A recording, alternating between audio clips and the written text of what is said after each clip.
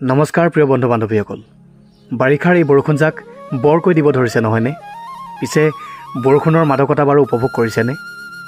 একাপ ৰঙা চাহ লগত কেইটামান পকৰি আৰু কাষতে যদি প্ৰিয়জন থাকে তেতিয়াতো আৰু কথাই নাই। অৱশ্যে বাৰিষাৰ এই বৰষুণজাকৰ মাজতে কাৰোবাৰ কিছুমান কথাই মোৰ মনত বৰকৈ আঘাত কৰিছে।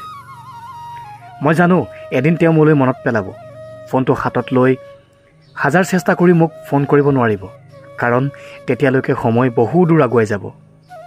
তেওঁক লাজে বেৰি ধৰিব, কিয়নো নিজৰ প্ৰতিশ্ৰুতিৰে নিজেই প্ৰতাৰিত হ'ল।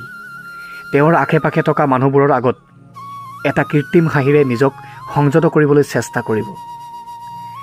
আমাৰ মাজত ইমান বেছি কাহিনী আৰু স্মৃতি ৰৈ গ'ল যে মাজে মাজে সেই কাহিনীবোৰে, সেই স্মৃতিবোৰে তেওঁক অশান্ত কৰি থাকিব। তথাপিতো তেওঁৰ জীৱনত সুখী হোৱাৰ সেই নাটকখন কৰিয়ে থাকিব। কথাকেইটা বতৰটো আৰু পৰিৱেশটো চাই মনৰ পৰা ওলাই অহা এটা কবিতাৰ কিছু অংশহে, মোৰ লগত কিন্তু ৰিলেটেড বুলি নাভাবিব। বাৰু যে কি নহওক, বৰষুণৰ মাদকতা সকলোৱে উপভোগ কৰক, ভালে থাকক।